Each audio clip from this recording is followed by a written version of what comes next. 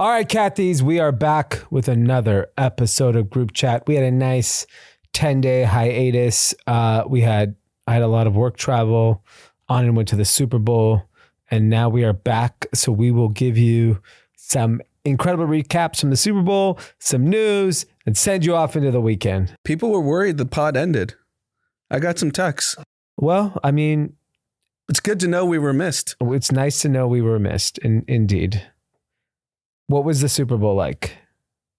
A very interesting experience because it's the first year that you didn't go in a long time. Our crew wasn't there. Yeah. So I was kind of like a lone ranger. And obviously, so I got there Friday and the H-Wood guys are busy with work. Yeah. So like they can't hang. Yeah. And then all our close friends that work for Kendrick, they can't hang. Yeah. So I was just by myself. You're a Joe fan. Yeah, Joe fan. Just grabbing a tall boy and just walking around. And so Friday got there, got to see some people during the day. But what the fun thing about the Super Bowl is, like you just run into people. So like I was hanging out with Gilly a lot. Oh, nice. Saw Jaleel. Yeah.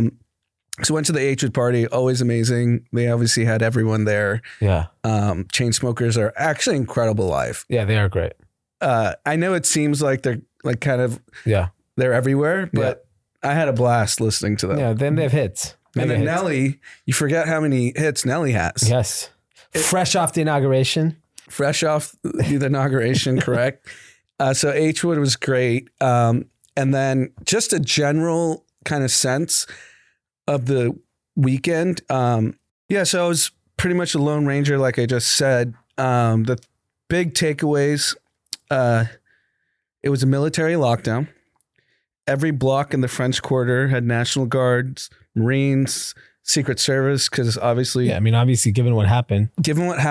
And everyone knew the president, he announced that he was coming. Yeah. So it felt a little... And even the hotels, the number of armed guards that were at each hotel, they weren't messing around. They were like, we're going to make this the safest experience possible. Yeah. And honestly, I felt good. Yeah. Given what had happened New Year's Eve and the tragedy, and they made sure that there was going to be no nonsense. So, I mean, obviously I didn't get to go. And, the main reason I didn't want to go was I felt really bad not watching it with the kids because now they know what's happening and they were so into it. And so I was like, fuck, I'd feel guilty if I didn't watch it with them. So, it was like a dad moment and I chose that path. And what I also was looking online that a lot of people like our peers seem to have not enjoyed New Orleans because I was with some people on Sunday that were there for work because they're in the entertainment industry. And they thought from a social perspective, it wasn't a fun weekend as like Vegas was or Miami was. But then when you follow sports commentators, they said it was a really fun weekend because it was very interactive and people were out and walking around and they had a very different feeling about it. I think if you're like LA, New York, used to a certain vibe and crowd, that probably doesn't exist. I think it was for the diehard sports fan. It was amazing because it's so compact. Yeah. And, we're sitting at the lobby. You see every player that's not in the game. Yeah. So we're literally sitting at a bar before the game and Marshawn Lynch is right next to us. Yeah. Right. And those are things sports fans want to see. Yeah. They want to, because every player is there. That's my point is that I think from a sports fan's perspective, they really enjoyed it. And then from a, I don't know, just like LA, New York elite. And if you want to eat healthy, it's literally impossible. Yes. That's a friend of mine who's on a strict diet or whatever competition. He's like, it's a nightmare here. Yeah. All I had were biscuit and egg sandwiches the whole weekend. There's nothing else to eat. And I mean, I think Louisiana and Mississippi are two of the most obese states. It tracks. It tracks. You can't get a smoothie. No chance. You're getting a smoothie. You get a beignet. So Eric Deluxe was out there. That was fun. So I got to hang out with him, but he was also nice. Working.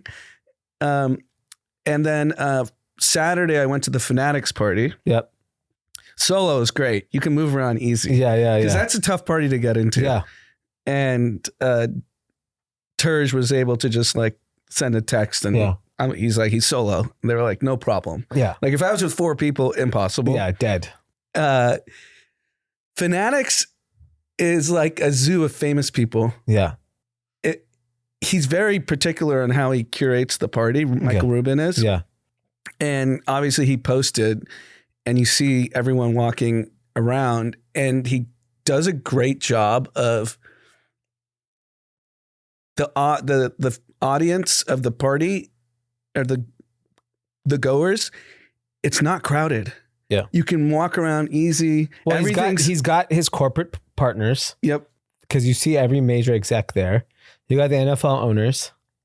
You got the rappers, the athletes, the actors, and then the IG kind of famous people too. Like he's got it all.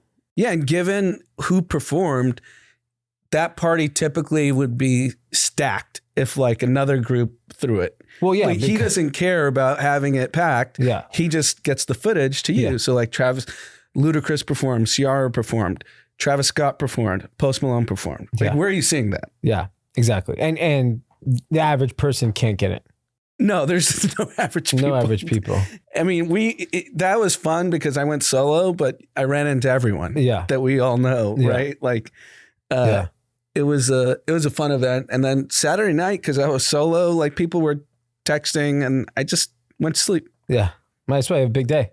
Big day. And then the game we went, Amanda came in on a Sunday morning. I think. Could you walk to the stadium? Once you get to the French Quarter, you can walk. Okay. Yeah, it's a mile and a half, 10-minute walk, 15-minute walk. Okay. And the game's always fun. And it's one of those things that once you've been a bunch, you just feel the moment. Like you feel that the whole world's watching this game. And there's like an aura around the stadium that it's like you just can't describe. You just feel the magnitude of the moment that when the national anthem comes on and the players are crying it was a dome. So they had to fly over above the dome, but they showed it in the stadium. I don't know how it was on TV. Dome. What's that? I forgot. Cause we see the plane, but then they showed the soldiers and military bases and around the world and like everyone's saluting. And it's just like, it feels like so special, obviously, a game of that size. And I think most people thought like, oh, that was a terrible game. You must have had a miserable time. To be honest, like it was mostly Eagles fans. I mean, I've never been to a live Super Bowl and we've been to blowouts. Yeah. They're all fun. They're all fun. I mean, you're at the Super Bowl. Yeah. It's my thing that I never understood. I was telling someone like when the Bengals played the Rams, I don't think the Bengals had been there in, 200 years or whatever it was. And people are leaving in the fourth quarter. I'm like, where are you going? Back to Cincinnati? Yeah, the Chiefs fans are leaving in the fourth. Why would you leave? Like first of all, the trip costs a fortune. Yep. Regardless, it's fun. Like even like I was sitting at home and I sat and watched the Eagles ceremony. I'm like, well, yeah, why the fuck not? We stayed through the championship, especially because you didn't have to worry about getting a car because we're walking back. Yeah. But even I don't think we've ever left. No, we've never left. The only Super Bowl we left was the New York one because it was too cold. Yeah. Because we were freezing. Yeah. And we just we got to get out of here. But 15 years of going to the Super Bowl, never did we ever leave early because it's fucking awesome. Like I was rooting for the Eagles, but obviously I have no ties to the Eagles. But you see the passion they have. And obviously it was a blowout. And it was fun to watch them. Yeah. That they were so excited. Everyone's high-fiving each other. Yeah. They're giving each other hugs because I know the Eagles won a handful. 2 years ago. That was the Foles Brady. Oh yeah. They lost to the Chiefs 2 years ago. Yeah. And the joy that they probably going to tell their kids about for generations. Like I was at that game. We beat Mahomes. Yeah. It was cool to watch how excited people were. Yeah. And it was a blast. Yeah. And let's get to the most important thing, the halftime show. Halftime show. Big on TikTok. Big on TikTok. My entire algorithm is the performance. Yeah. And it seems it's interesting because he actually did so many subtle things that I would have never caught, which I didn't catch when it was going on. I don't know on TV if you could catch it. No, just like you're having nachos, not paying attention. So if you go on TikTok, the level of detail that team put on, the PG Lang team, it's insane. Everything had a meaning. Yeah, they're very creative. And I honestly loved it even more after, because I got to like watch it on TikTok and stuff. And God, if you're Drake, that is the biggest L. The whole world's watching. Yeah. And he says, "Say Drake," and smiles. Yeah. Like, it's like a diabolical smile. Yeah. And I don't know. I know he's on tour in Australia. Drake is. How do you come back from this? So he has an album dropping this week too. Yeah. I think like financially, he's going to make money forever. Yeah. Like, his catalog worth so. If he sells his catalog, then he's in trouble. Yeah. Because anyone will buy it. Yeah. Because those old songs will hit forever. Like, look, I think just to end cap, the Kendrick show was awesome. The amount of effort they put into it was really well done. The viewership, I think at halftime was 133 million people. I think 135. I think broke the record. Michael Jackson was the next highest. Yeah. So I think got people's attention, which was what halftime shows are supposed to do. And obviously his music spiked. It did its job. Like, why you go on the Super Bowl and you do not get paid for it is because you're looking for a lift in your business. Yeah, so he's number one on Spotify, number one Billboard. Yeah. So and this song's been out since June? Yeah. So I think for that purpose, it served NFL and it served Kendrick. And Samuel L. Jackson. Yeah. The way they created the whole thing was so cool because everyone was trying to figure out if he was going to play the song, even though it's track list. No, everyone. When we talk about, going to play the song. That's why he was booked. Yeah, he wasn't booked. He was booked to play that song. And what's crazy is the whole stadium. I know I watched the performance on after. They like made it really loud when the whole stadium said "certified pedophile." Everyone screamed it. Yeah, because he didn't say it. The NFL wouldn't let him say it. Yeah, of course. And we don't know if he's certified yet. It's unclear. He's not. There's no legal case against him. I mean, the people that Amanda and I were sitting with, very well, they're not our age. Yeah. And she asked me, is he going to play certified pedophile? Yeah. And I was like, I guarantee you he is. Yeah. Like, it's not a Kendrick fan. Yeah. You got to realize the stadium aren't Kendrick fans for most part. Yeah. They're older. Yeah. They don't really know what's going on. They know certified pedophile. They don't know any other song. Wop, fuck them up. But then to see all the LA audiences that were posted, I mean, he's about to go on a world tour. Yeah. And I don't know. Especially fresh off the Grammys, the 5 Grammys. Yeah, no, it's great. But if I was just a conspiracy person, the conspiracy is if you want to crush Drake, give Kendrick 5 Grammys, let him go do the Super Bowl. If I'm Drake, I'm like, well, how is all this happening at the same time? I mean, I think I saw one social media clip of like Drake's crew watching it in Melbourne. There's no way they were watching it. They were actually watching? That's fake. There is. No, Josh saw it. I've seen a clip. Yeah.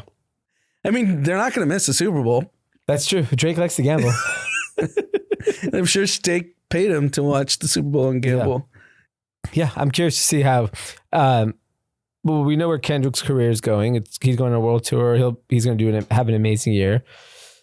Maybe Drake just tours all over the world. He can clearly sell out stadiums anywhere. Yeah, I think internationally he's fine. Yeah. I just don't think in America he is. I think if he did a stadium tour today in America, it would probably sell out.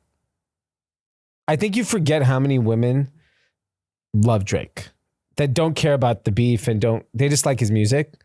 That I think they would just like, it would just be a stadium full of. I would love for him to test it out. Yeah, I think he'll have to at some point. I don't think he's doing it this year.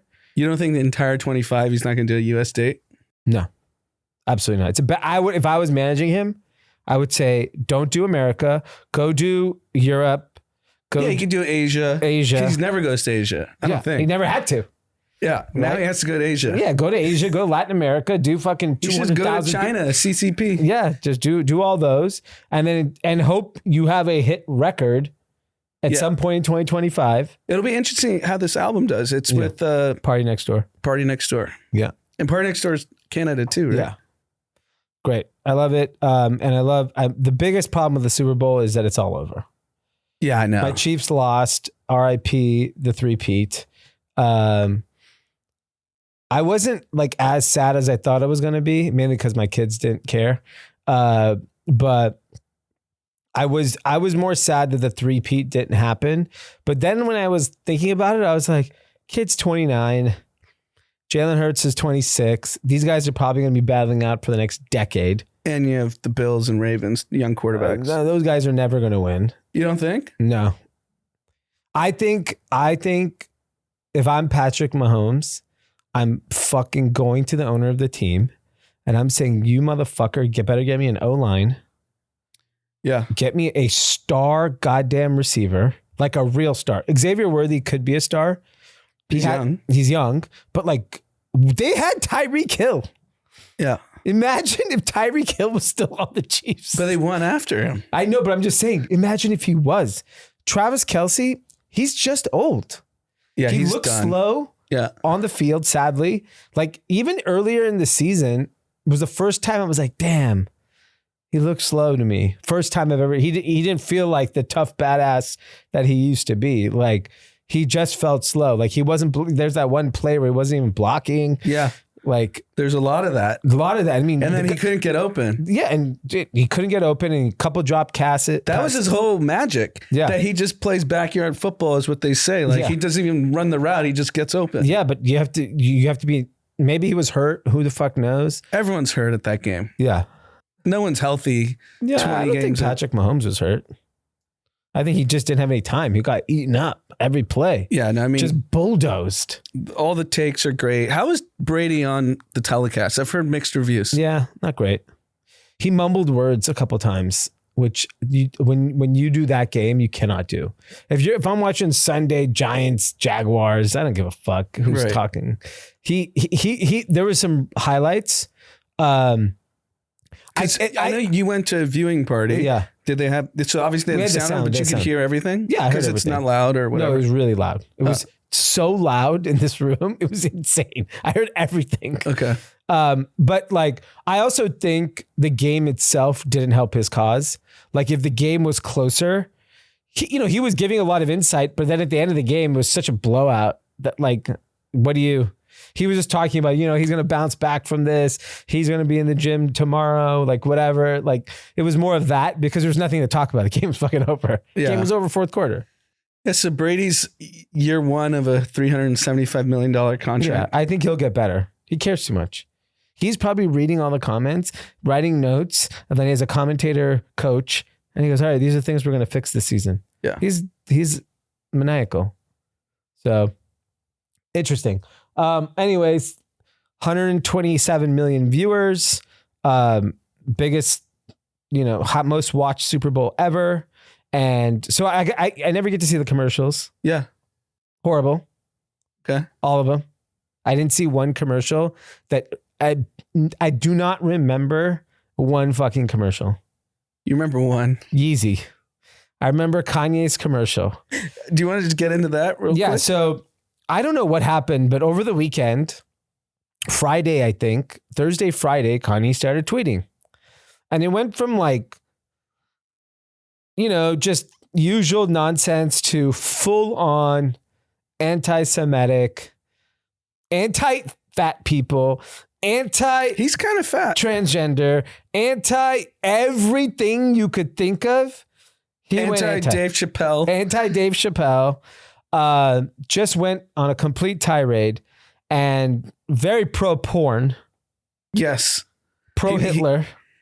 pro Hitler, pro porn. He just started posting porn. Yeah. I had to unfollow. It was too much. Yeah, same. It was disgusting. I don't want to see that on my goddamn page. And like you're out and about and you just like, you can be on the street. I was on a plane when I was seeing this and Haley was like, what are you looking at? And I was like, just Kanye's tweets.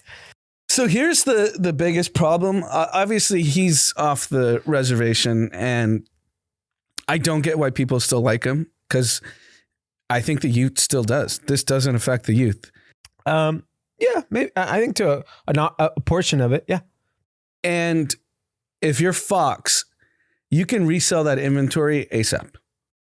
Well, I don't know why knowing the risk. Because anyone knew Friday, Saturday, he was tweeting all this crazy ass shit. Yeah. That's anti-Semitic, anti-gay, anti-trans, That's true. You knew by Saturday night that just resell that ad. Yeah, you know who's ready? Pfizer. Everyone's ready. Yeah. The thing sold out in like record time. Yeah. And do you know how many corporations would have been like, oh, $7 million? Cool. Wired now. Or give him a discount. Give 20% I think Fox has a lot of culpability on this. Fox definitely does. And what was your upside when you saw it? Everyone saw it. The whole world saw it. And so what happened was he tells everyone go to Yeezy.com, but in that 24-hour period, when he went on that super anti-Semitic rant, he started selling a white T-shirt with the swastika on it. And if you don't know, if you're too young, that is the symbol of Nazi Germany, where they killed 20 million people. Incinerated. Yeah. And so it is an insane symbol to post and then sell product on. It took Shopify 48 hours to shut down a site. Why did it take 48 hours? You could pull the plug immediately. The other issue I don't understand is even on X, there are terms and conditions of use. Yeah. Hate speech. Hate speech. Hate speech is not free speech. Yes. And I know he's gone now. I don't know if it was deactivated. They shut him down. He's gone. So he's now like off of Shopify. I don't know if he's off of Shopify for selling swastikas or for being anti-Semitic. It's unclear. So I'm curious to see. He's obviously probably going to disappear now for a few months. This is what he does. Yeah. When he comes back, to me, the biggest impact is Shopify. He can make money there. That is a big... That was his last lane. No retailer can carry his product. No retailer can carry his product. So if you were to go on Fairfax, you would see Yeezys, kids wearing Yeezys nonstop. Yeah. Kids, adults, Jewish people. People are still wearing the product. I don't think that goes away, but I think... He just has nowhere else to sell now. Yes. Well, he has to go to like an e-commerce platform that'll let him sell. There's plenty, right? Shopify is not the only place to sell product, but it's the easiest. You could sell on Wix.com, but they'd have to allow it. That's an Israeli company. Yeah. Yeah. I mean, I think Fox, big loser of the week. You can't. They will claim they're the winner too, because they got so many views. Yeah. It's just, I mean, but ultimately, like, I think X should have kicked him off sooner. Elon was egging him on too. I don't know if you saw him. He was retweeting some of the tweets before it got really crazy. Yeah. The more like the dumb shit. Yeah. And then I think X could have kicked him off sooner, and Shopify could have kicked him off sooner. And Fox didn't need to run the ad. No, like, I don't even know why he would risk running that ad. There's so many people that would have bought that ad spot. Immediately. Because I bet you they had to turn down people. Yeah, Ozempic. Anyone. Any GLP-1. Yeah, any multi-billion-dollar company would have taken that spot. I think on the commercials, like, I know like the production value and they were like interesting stories. I think TikTok has ruined my appreciation for manufactured commercial, because on TikTok, it feels organic. Like, I'll see someone in their kitchen making something and they're inadvertently selling the appliance. And I'm like, I want that appliance. I want that fucking blender. And that was a better ad than like the Ben Affleck Dunkin' Donut Yeah, so like nonsense. I tried to consume all the Super Bowl content afterwards, and all I saw were streamers reacting to the Kendrick performance. I didn't see one replay of any ad. I haven't seen one ad. Yeah. They weren't good. They sucked. Because if it was a good ad, it would go all over social. The only ad that everyone remembered was Yeezys. Yeah. Nobody remembered any of the other ads. Fucking horrible. Yeah, but they're going to spend $8 million next year. They spent $6.5, $7 this year. Yeah. Yeah. I think I saw one guy on Twitter post something really good. He goes, if any company that bought an ad and said, okay, we bought 1 minute ad, you guys can go have a bathroom break. That would be the best ad of Super Bowl. That's a good one. Just put the company logo and said, go have Open AI's ad. Fucking horrible. Didn't even understand it. I didn't see it. What did they talk about? Nothing. They put all these weird balls together and arrows and pushing forward and nonsense. So let's talk about OpenAI. Yeah. OpenAI raised, I think, $50 billion at a $300 billion valuation from SoftBank. Yeah. At least that's what's rumored. No one obviously knows what the real truth is. And then Elon tweets that he has an offer for $97 billion for OpenAI. I know, but that's for the for-profit arm. Yeah. Which Sam Altman is trying to buy for $40 billion. And Sam Altman responded, I'll buy Twitter for $9.7 billion. Yeah. So this is like billionaire beef. Well, do you know why he did it? The reason why he did it was everyone felt that Sam Altman was about to steal the for-profit arm of OpenAI. Everyone believes it. For under price. So Elon knows that's not kosher. He knows he can get 97 billion rounded up in probably 10 minutes. I'd say 12 hours. Yeah, 12 hours. People have to sign docs. Yes. But it's the same person that gave Sam Altman. Elon called. I'm sure Masa's son got a phone call from He would do it. Why not? Masa is known for this. Yeah. That he just buys, he invests in everyone's competitor. He has the thesis. Yeah. So might as well invest in everything. And so his bid officially got to the board and investors today or yesterday. Yeah, because at the time, I think Larry Summers is on the board of OpenAI, who was the Treasury Secretary at one point. He said, we haven't gotten a bid as of Monday, but today they got it. They got the bid. While he's at the White House with his hat on and his kid on his shoulders. Yeah. Yeah. No, I mean, it's like someone said this is Kendrick and Drake for dorks. Yeah, that's fair. I mean, at the current time, there are no two more important people in tech right now. Yeah.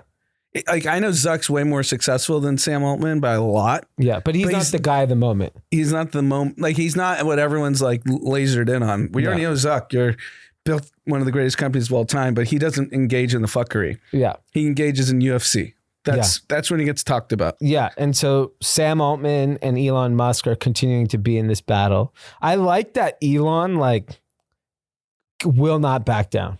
No, he won't. Especially against Sam Altman. No. I think for other people, we've seen him kind of back down. Yeah. I think Sam Altman, he's going to press him and press him and he wants to destroy him. Yes. When you're worth 400 plus billion, it's just ego at this point. Why does he want OpenAI for 97 billion? It's probably a good deal. Probably is. Yeah, no, I thought that was pretty fascinating that everything just goes public now when rich people fight. Yep. Because if you were to think about your business and you had a competitor that you hated or whatever, you wouldn't tweet it because you'd fear of litigation. Yes. These guys don't care. No. They're like, wop, cool. Wop, wop, wop. It's literally, it's wop, it's just, wop, wop. It's just in their head. They don't even think. Boom. Go on social media. I mean, for both companies or Elon, the person, okay, I'll just spend $50 million on lawyers. Yeah. And just drown you out. I think, and I think the other thing is Elon is also part of our government. Yes. Very big part of the government. A government, right? And so Sam Altman's not only just fighting Elon He's fighting Musk. Trump. He's fighting Trump. He's fighting Trump and the entire executive branch. Yeah. He's up against I think they fired 8 attorney generals today. Yeah.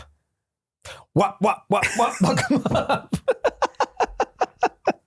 I mean, it makes, honestly, like, Sam Altman, like...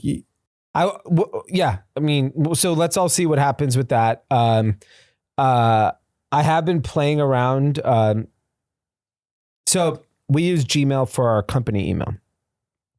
On my Gmail browser on my desktop, Gemini has been popping up. I started playing around with it over the weekend. Holy shit, it's good. So I got an email from someone that said, I am free Tuesday 10 to 2 and Wednesday 9 to 10. Do any of these times work for you? There's like a magic button, like an icon that just feels like it's like a pencil with like fairy dust. I click it and it says, would you like me to suggest a reply? Would you like to summarize this email? Whatever it is. I said, suggest a reply. It goes, hey, I am available these times. And it put times. So I'm like, how the fuck did it pick these times? I look at my calendar. I'm free those times. Oh, because you have your calendar connected to Gmail. Because it's Google my calendar. I was like, oh man, that's good. That is good. And most people use Gmail. Most people use Gmail. So I'll just say that. And then it has a summarized email feature. And they have prompts now to the right of your email thread where it will search all of the discussions. So you could find something. If you've had 500 back and forths, you can just click and it'll find it. Yeah, it's smart. It's unbelievable. I haven't played around with it. It is so fucking I already good. like the just auto reply, the generic. Like, thanks for the response. No, now this is like game changing. It's so fucking good. And so this was the fear that everyone had, is that once big tech unleashes their AI products. Yeah. Like even though ChatGPT has, I don't know, 200 million users globally or whatever it is. I don't know what the number is now. These companies have billions of users. And the average person still is on Facebook, Google. Yeah, they're still on those things. We haven't even seen what Amazon's going to do. Yeah. Amazon's AI is if you do groceries with them, they could just tell you Monday, you probably ran out of eggs. Yeah. Well, they have the Rufus tool on Amazon. It still kind of sucks, but it'll be good. It'll eventually be good. Yes. And I think the distribution is so important in tech because whoever has the users kind of wins. And so I'm curious to see. ChatGPT has real like competition now. Like they, I think, are in the weakest position. I still think they can win. And I do think I wouldn't say for them, what Facebook's going to use with AI has nothing to do with ChatGPT. Yeah. What Google's using, like you just said, the calendar example, has nothing to do with ChatGPT. Yeah. ChatGPT has an existential threat because that's all they are. Yeah. Yeah. No. The problem is at the end of the day, and Amazon's AI is going to help you shop. Yeah. And Gmails will be help you email, and WhatsApp, like Meta's AI still, it's not integrated into like WhatsApp where it's like helping you respond and coordinate your messages yet, which I think probably will do. They'll get there eventually. And then like, yeah. And then if search just like the AI search results sitting on top of every Google search result is getting a lot better. Like if you think about WhatsApp, the obvious use case is you had a message from someone and they just prompt you, do you want to respond to this person? And here's the response. Yeah. Go fuck yourself. Could be that. Yeah. Also on the AI front, David Sachs has been busy. He's got a lot of, you know what we should start doing at the end of every week? Your favorite executive order. What I have mine already. What's yours? Get rid of the penny. You don't like the penny. 3 cents to make 1 cent? Bad business. Sad. Why would we make the penny? Fuck the penny. I think the funniest thing of the week. So you're for or against the penny? Against the penny. Okay.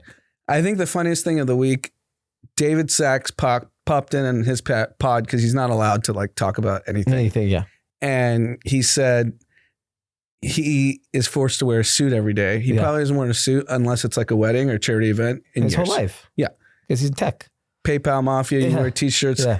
And Elon pops in the Oval with a lid, a hat, and his kid on his shoulders. But I think he was wearing a suit, right? No, he was wearing a jacket. It's like there's levels. Yeah. There's levels. Sachs has to wear a suit, but when you're worth 400 billion, you can wear a hat and your kid. Yeah. Well, he wore the big hat, right? Was it a big hat? No, I think it was a normal hat. He should have worn a big hat. Yeah. I think he did wear a big hat at one point.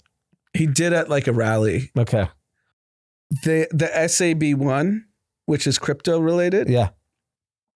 Now, Coinbase and other crypto companies can carry their crypto holdings at cost.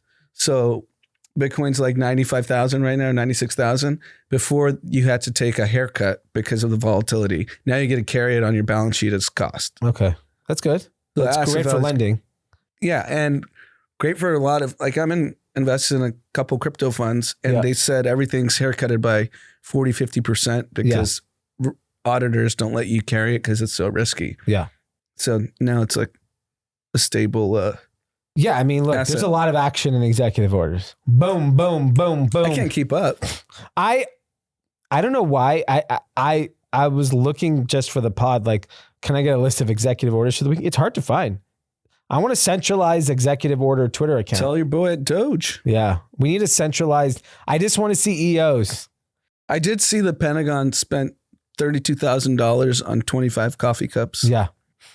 I mean, so the new Secretary of Treasury, Bessent, someone asked him, when is Doge going to go into the military? Because that's what everyone wants. Yeah. The military spend is 800, 900 billion, something like that. So annually. Yeah. So what Bessent said, which is really smart, he goes, if they prove that they can do what they say they're going to do everywhere else, they deserve a crack at the military. And so if they actually, in a year from now, we see efficiencies, I don't know, 6 months from now, like the amount of people that have been canned. And did you even hear this? This is a more fascinating thing. So I think up as of Friday, 60,000 people had taken the voluntary retirement. Mm-hmm. Then Elon announced yesterday that because of the way the files are stored, they're not digital. They can only retire 10,000 people a month physically. Yeah, I saw that. We're so backwards. These people are willing to leave. They want to get their check, their benefits, and move on with their life. Yeah, no, I mean, there's clearly inefficiencies. It's known, but here's the big question I have. So Vivek Ramaswamy, who was part of Doge and got kicked out ceremoniously, said Doge ends July 4th, 2026. Yeah. No chance now. Because he went rogue. He said that. Elon hasn't said it. I think Doge is all 4 years. I think it should be forever. Like after Trump, it should be there. Someone needs to keep an eye on these people. When the mice are away, the cats will play. Yeah, vice versa. As long as the data proves out, then yeah. And I just think when you move fast and heavy, things get lost and people get hurt. Programs like Medicaid, Medicare, food stamps, like these things really, this is how people live. Yeah, I agree. And it's just the cost of, unfortunately, change that they should get rid of like $32,000 for 25 coffee cups. That they should get rid of. No, I think the internal waste is obviously the biggest problem and how they spend in all these departments. Yeah. And I'm saying on our own soil, forget the aid. That's a whole nother. And I think there's an opportunity for the federal government to cut their footprint in real estate. They probably have so many fucking buildings and leases all over the country and it's been known they're fucking empty. Yeah. Federal buildings empty everywhere. Sell it. Or repurpose it. Repurpose it. Make it housing. Yeah, like but I don't want the federal government building housing. I'd rather get a developer to do it that is profit driven. They'll make the best experience. They'll move the fastest. We don't want federal government building things. No, I agree with that. And I think most offices in all major cities are still empty. Yeah. San Francisco currently, even with this AI boom, they're actually a huge loser. If like a lot of AI companies are going out of business, or they will. Yeah. Because now it's all open source because of DeepSeek. It's 35% occupancy in San Francisco city office space. Wow. You go bankrupt. Yeah. Yeah. And I think the key is that we got to repurpose that and you got to privatize it. I do want my other favorite EO. I had two actually because we were gone for 10 days. The United States Sovereign Wealth Fund. Yeah. I'm a fan of that. Who's going to run it? I think you have to pick Mark Andreessen. He should run it. For every 2 years, it has to change. And it's got to be, you had to be worth $1 billion. Yeah, I agree with that. You have to be over $1 billion. Yeah. Like you have to be a successful, and it should be like a pride job. You know how like ambassador is like a figurehead and it's a pride job, but it's like, maybe it's 4 years. I think 2 years is probably too short. And you have to make them divest everything. Yeah. Or just can't invest. Your shit gets locked in a trust or escrow. Well, that's because if they divest everything, they're going to do it because they get tax free. Yeah, that's like John Paulson, who ran the Treasury under Bush during the financial crisis. Yeah, he had I think 400 or 500 million of Goldman stock.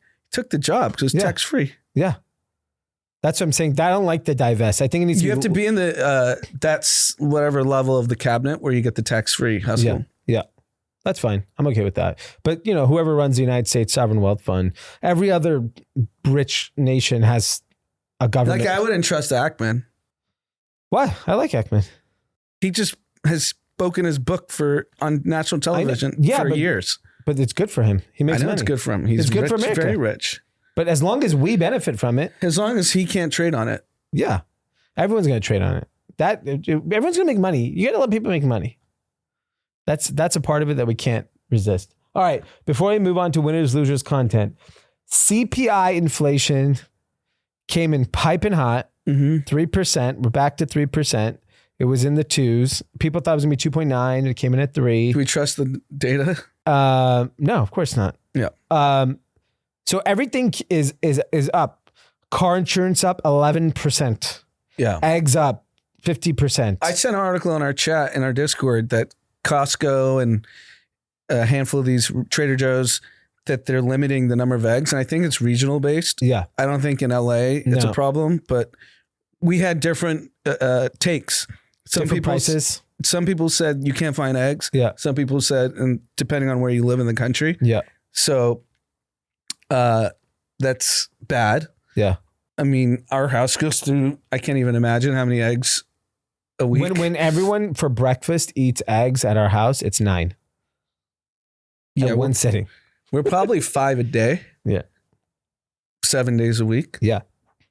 But okay, putting aside eggs, the inflation continued to rise. All the insurance continues to be a problem. So the interesting thing is everyone says rent is lagging. And if I look in Los Angeles and I look in a lot of bigger cities, when I travel, I just pull up Trulia or Zillow and I just look at rents because I'm curious. They're dropping. And they're dropping and the inventory has exploded 10x in every major city, except for New York. And I think inflation has come down, but it's not going to reflect anytime soon in this data because I don't know how long lagging the rent. It'll be the 30 days prior, right? I think it's even, I don't know. I think rent particular is a little bit later. Gas prices have stayed neutral. The insurance one is the fucking problem. There's no sign insurance. Textbooks were up double digits. We should just move that to digital. Mm-hmm. Yeah, I'm curious to see, like, in the next 3 months, what are the more inflationary things? Eggs are going to continue to stay high. What else is going to go up? There's a stat that if you look at the wage increase versus inflation since the last 20 years, it's not even close. Yep. So when does rubber hit the road? When do prices, if people aren't making more money at the pace of what goods cost, when does that stop? I think the unemployment rate is still so low that people just go into debt. Debt's the highest it's ever been. Yeah. And I think that's really the real issue with it is that, until like there was a lot of layoffs the last couple of weeks. Do all those people get jobs right away? I don't know. If they do, then it doesn't matter. Yeah. We were talking to a CEO that said everyone asked for a raise at his company. Yeah. Yeah. I mean, I think that's common. Like people wake up. Raise. Yeah. And I think there are places where costs are going down, but in health and car insurance is not one of them. Yeah. Insurance, definitely not, especially with even across the country, obviously LA fires, but these like black swan events are increasing. Yeah. Hurricanes, floods, fires. Yeah. And it's all over the country. Who wants to insure? It's going to be really tough. All right. I don't know. We'll have to see how it plays out. We are going to move on to winners, losers, and content.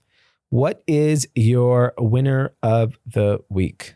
Winner has to be Kendrick Lamar. He's on a heater that we can't even I don't remember anyone in music that has had this like stretch of a year.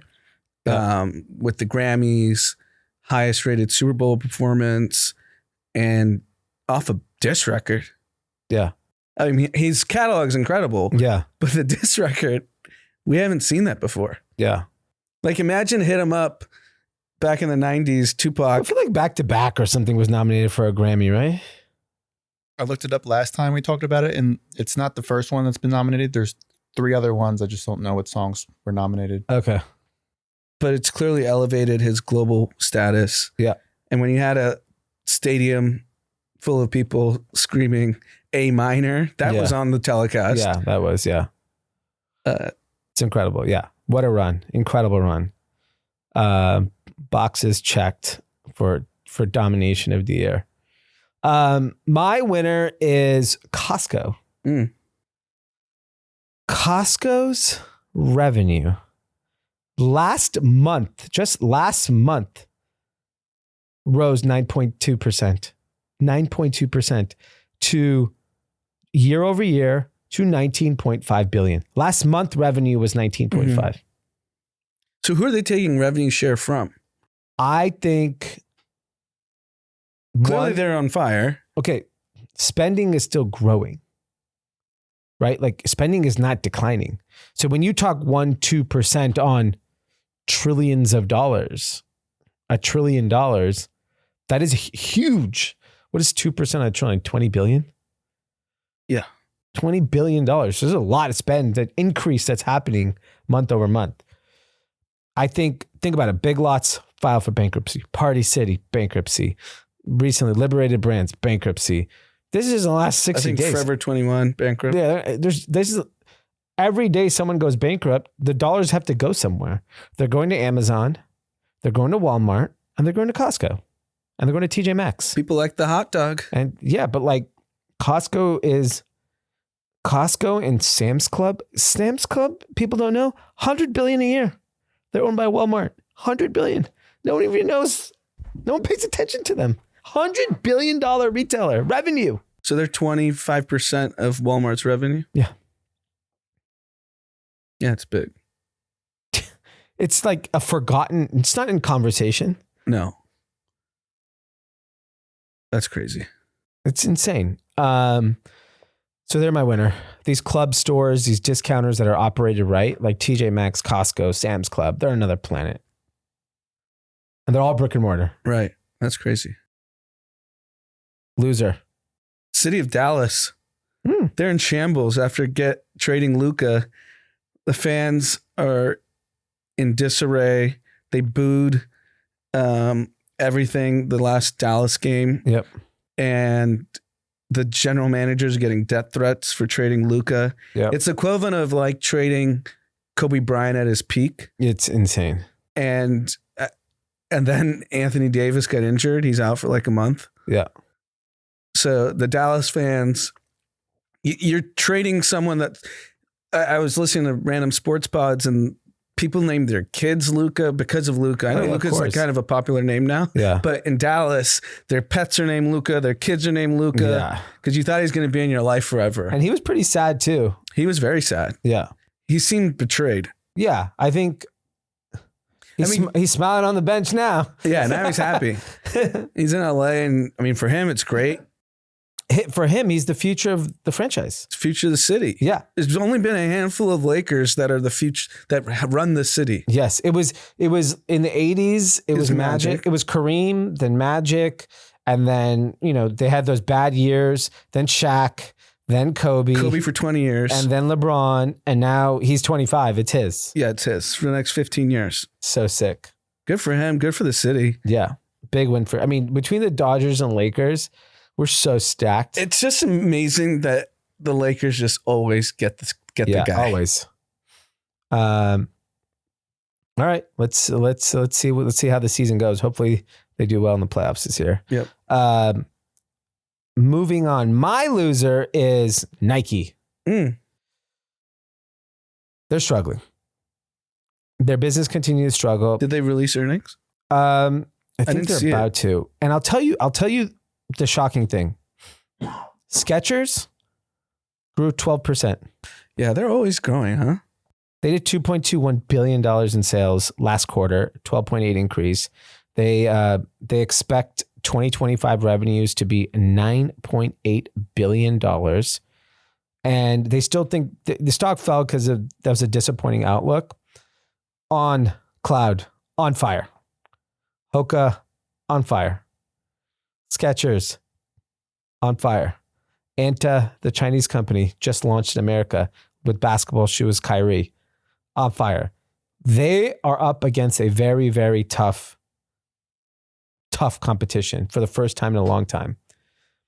The thing that so they did a Super Bowl commercial. It was featuring all women's athletes. I'll tell you what I liked about it and disliked about it. I liked it that I think they realized they can't beat in men anymore. Yeah. Is Caitlin Clark Nike? Yes. So they're banking on her. Yeah. Because I would say she's Nike, right? I think she is Nike. Caitlin Clark is top 5 most famous athletes in America. Yeah, she could Tiger Woods the women's movement on Nike's end. And I think like they have to go in on women's because that might be their only edge. Because they don't have the edge anywhere else. They don't have it in running. They don't have any of the basketball players kids like I don't know. I think it's going to be a tough, and they don't have the product. That's the other problem. Yeah, I mean, if you just look at, he's got Jordans, Josh does, but no one else is wearing Nike. Yeah, Nike in our office is either some rare. So if I just generally look when people are out and about, I see Asics, I see New Balance, I see Hoka, and I see On. Yeah, that's it. Those are the 4 hottest shoes. Yeah, tough for them. Yeah. Content. Mark Andreessen was on Invest Like the Best. Incredible episode. I'm 3/4 in. If you want a crash course in AI and the impact it can have on society, I highly recommend it. Couple key takeaways if you're not going to listen. The DeepSeek open source thing, he thinks it's the most transformational thing to happen because even if you're not going to use it because you don't want Chinese to have your data, the code's out there and you can build on it. Yep. And universities that thought they didn't have the money to keep up with research because of AI, now it's a 30th of the cost. Yep. And there's a lot of like great tidbits. AI is obviously the talk of town everywhere. I would recommend listening. He speaks really fast, so you might have to listen to it twice. Yeah, I think they sped it up. I listened to 5 minutes of it. And he usually doesn't speak that fast because I've listened to a handful of his interviews, but it was good. I haven't listened to the whole thing. I've listened to very little of it, but it was so far so good. I liked it. And he's anti-Sam. It's very clear. Obviously, his guy, Elon's his boy. Yeah. All right, cool. My content is I'm not traveling this week, so I got home and I kind of don't have any night meetings this whole week so far. So Haley and I started watching a show last night. Nobody Wants This. It's with Adam Brody and Kristen Bell. Okay. It's good. Fun. Just like a rom-com type. I love rom-coms. Yeah, he's a rabbi. She's a podcaster. It's good. It's funny. And then last content, White Lotus comes back this Sunday. Okay. I've never really watched that show. It's great. Thailand. Okay. Do I have to watch all of them to catch up? No, they're all independent. Oh, interesting. Oh, you know what's another good show I was watching on planes last week? Night Action. Hot. Very violent. Very Kevin violent. Hart? What? Was it Kevin Hart? No, it's like some new guy, but he's good. It's like FBI, terrorist. Yeah. Hot shit. All right, let's move on to some shout outs and comments. From Jesus H. Hey, 5-year Kathy here. I just listened to the week 3 episode and wanted to shout out all my fellow Latinos who are standing up for our rights across the country. I don't expect everyone to understand, especially given drama and Zach's comments about the protests on the 101, but it's a really scary time to be Latino in the country, regardless of status. Many of us have family and friends with mixed legal status, which makes the fear and uncertainty even more real. Even citizens and legal residents are afraid, and they'll be racially profiled for how they look for speaking Spanish. That's why one of the reasons Mexican and other foreign flags were flown was to show that we're proud of our heritage and aren't afraid to stand up for our right to live and work in this country. And I have cousins that are legal immigrants that are Indian that work at big tech. They're also fearing potential backlash. So I think, it's important to note. From David, hey guys, I worked with an LA artist on a charity initiative to create an apparel collection memorializing our favorite restaurants lost in the Palisades fire. All proceeds go towards the relief and recovery efforts of the establishment featured, and we receive generous support to keep our production costs low to maximize impact. If you could please shout out PELRelief.org, PALIRELIF.org, and on IG, PALI.relief on IG. During the end of a future pod episode would be hugely appreciated, and we're happy to shout that out. From Sergio, shout out to my wife, Jen, 20 years together, originally from Linwood, California, now live in Long Beach, Washington. I've been listening since 2020, and I've tried to convince my wife to listen, but now I think she will say hell no now that you guys are MAGA. I'm not MAGA. You can infer what I'm referring to for our other 2 co-hosts. I'm what you call a broke man, and wonder if you guys know that when you talk about the wealthy getting richer, it's kind of difficult to listen sometimes. Anyways, thank you guys, and I'll try to keep listening. From Daniel, welcome to the world, Sophia Park. Mommy and daddy love you. If it's a newborn, I don't know if Sophia Park can grasp the announcement, but we're happy for you. From Marco, this shout out is dedicated to the love of my life and future lifelong partner, Ashley Chavez. Thank you for helping me become the man I am today, and for the many memories we have, and look forward to the new memories together as husband and wife. Also, shout out to the boys for keeping me entertained each and every week. T, I can't wait for Patrick Mahomes on the pod. Now there's no 3P. We could probably get Patty. And that's it. We'll see everyone Sunday. Enjoy the week.